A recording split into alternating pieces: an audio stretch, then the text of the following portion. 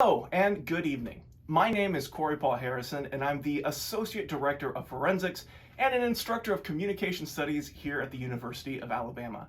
And tonight, it is my distinct honor to introduce to you a speaker who, since the moment she stepped foot on this campus, has been a fierce advocate and staunch ally for any number of causes. She's a national champion public speaker, an All-American, an academic all-star, but you don't need me giving you any of her accolades. You're about to bask in all of those amazing qualities yourself. So Emma, good luck and have fun. And everyone else, I am proud to introduce Emma Capitanelli.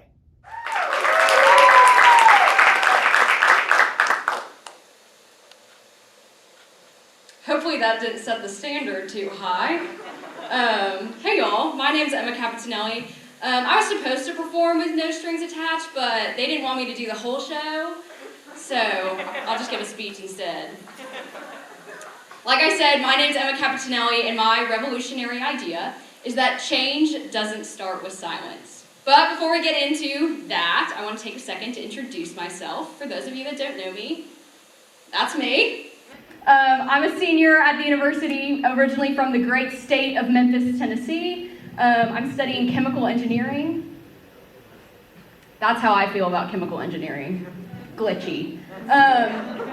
So glitchy that I'm actually going to be attending law school in the fall. So excited to be doing that. I'll be attending George Mason University Law School, so I'll be right outside DC, and I'm super excited. During my time here at the Capstone, I've been involved with the Alabama Forensics Council, Chi Omega, Not on My Campus, the Women and Gender Resource Center, and a few other honor societies and organizations. A fun fact about me is that I've actually recently went skydiving, and I hated it. It was a terrible experience. Another thing that you should know about me is that last year for Lent, I gave up talking to men. Thank you. I'm not Catholic. I've only been to Catholic church 3 times. Once for my baptism, once for my sister's baptism, once for my brother's baptism. But my family does participate in Lent every year. So last year I was in a communication studies class, which compared to my other classes that I was enrolled in, which include mass transport and unit operations, communication studies was really fun, and I was really excited about this class. We talked about gendered communication, and so much so that I decided to dedicate my entire Lent to it. So I decided, and I went to Annika and the Thai Talks exec at the time, and I told them I was going to stop talking to men for the entire month of March, which is Women's History Month, and just talk about my experiences, and journal them, and give a Thai Talk on it in April. So for 2 weeks, that's what I did. I laid out the ground rules for myself. I wasn't going to talk to men unless men approached me first. So, for example, if Nick and I were sitting in the same room, I wouldn't say anything to him until he came up to me and said, "Hey, Emma, how's your day going?" The other standard that I set for myself during this whole project was that I wasn't going to offer up myself as assistance or help, which I found myself doing a lot. So, for example, if someone were to text me and say, "Hey, have you started the biology homework?" Usually I would say, "No, but I'll send it to you as soon as I do." I decided I wasn't going to do that anymore. And that's not like a gender issue, that's just like a me issue. So basically I was going to stop talking to men, stop assisting people unless it was specifically asked, and journal my experiences and write them down each day, what happened. And a year later, after going back through and looking at what happened, a lot happened. I learned a lot from this experience. There were times where I'd be in a room with a few men and literally none of them would talk to me until one of them. There's another time where I was walking down the street from Starbucks to Reese Pfeiffer with 2 men, and they literally did not address me until they asked me a question about a sorority. There's another time I was in the lab with my lab partner and our TA, and neither of them would talk to me, but they would awkwardly look it over at me expecting me to say something. I mean, it was groundbreaking. Like, it was crazy. Like, all the things that happened. But as we all know, halfway through March, we got sent home. And so I couldn't not talk to my dad and brother, so I decided to end the experiment there. And kind of just spent the last 2 weeks of that month reflecting on what had happened and what I had done. And I thought about it and realized, I was changed, for real. Like, it had a huge impact on me, and I learned a lot. but no one else was changed. No one else was really affected. None of the men in my life even realized what was going on. They didn't see a difference. None of the women that I was friends with had any different changes in communication with their men. I was certainly silenced by the whole experience, but nothing changed from then on. So fast forward to March of 2021, and the question arose, are you going to do this again? Are you going to try to do it again? And I said no, for a couple reasons. The first being that my amazing, incredible, wonderful, sweet boyfriend who took me skydiving, I simply couldn't go a month without talking to him. So sad. But the other reason being that he told me it was a dumb idea. He's sitting right there. But seriously, we had a conversation about it, we talked about it, and in a lot of ways he was right. I mean, the whole point was to advocate for how we're communicating to women and for women. And I wasn't actually doing anything to communicate to women or for women. I wasn't doing any advocacy for women. I was only not talking to men. So I decided for March of 2021, I was going to flip the project on its head. And I decided instead of not talking to men, I was going to be intentional about talking to women. So for 2 weeks, I reached out to women in my life. They didn't have to be huge actors or huge players. It was my mom's birthday the first week of Women's History Month, so I definitely reached out to her. All I did was send simple messages thanking them for how they had impacted me, how they had mentored me, telling them I was proud of them. If I knew they were having a tough week, I would encourage them to keep going. Just a simple text here and there. And unlike March 2020, I actually felt like I was making an impact on people's day.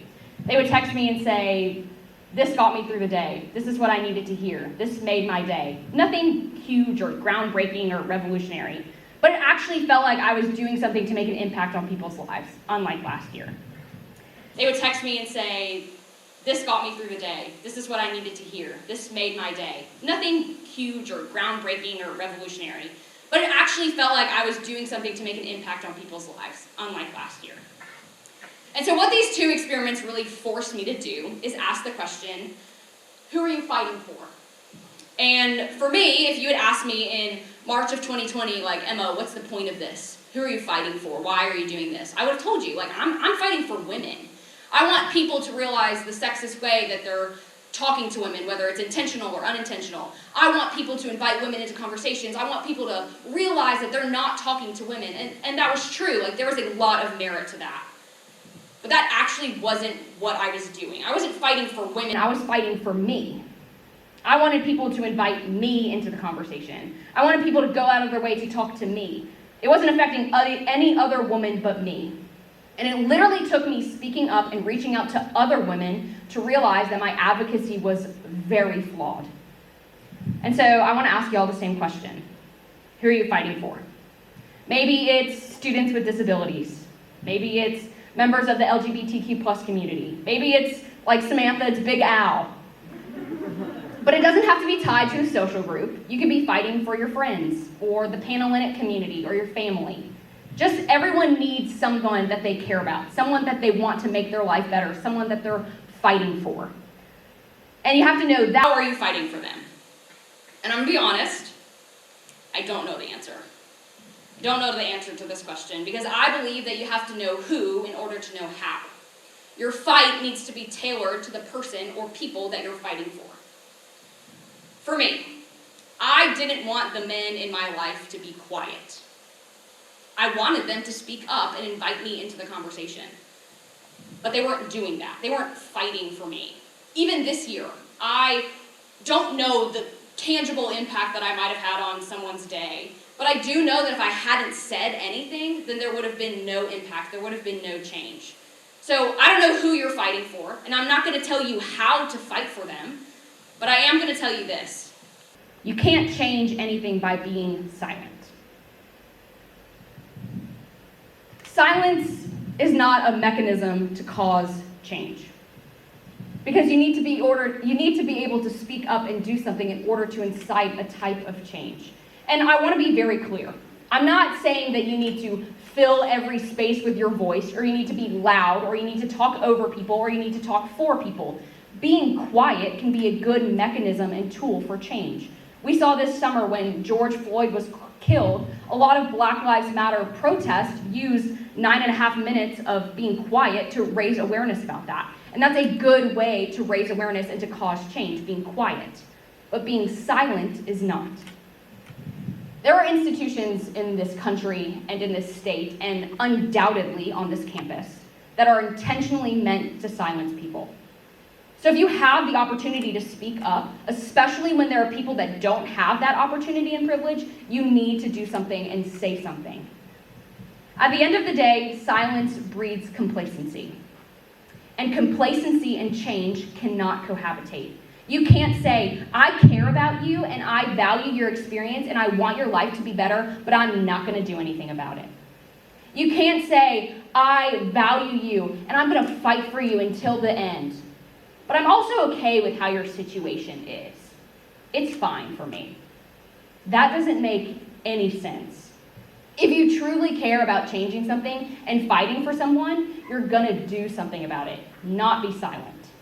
We're all fighting for something, for someone, or for a group. And I'm not gonna tell you how to do that, but I am going to ask that you're not silent when you do it. That's all I have, so thank you so much for listening. If y'all have any questions, feel free to come up to me after the talk. It's been truly an honor to do this, and I'm so, so grateful for this experience. Thank y'all.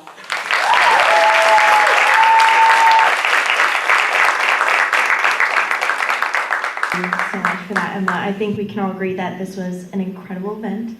Thanks to each and every one of these amazing student speakers and performers.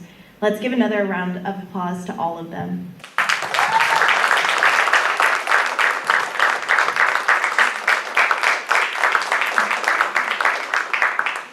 I want to thank you for joining us this evening for Tide Talks 34. You can follow us on social media at Tide Talks to engage in future events in the fall. We also encourage you to nominate speakers or performers via our website to feature during the next academic year. Thank you for joining us this evening and have a great night.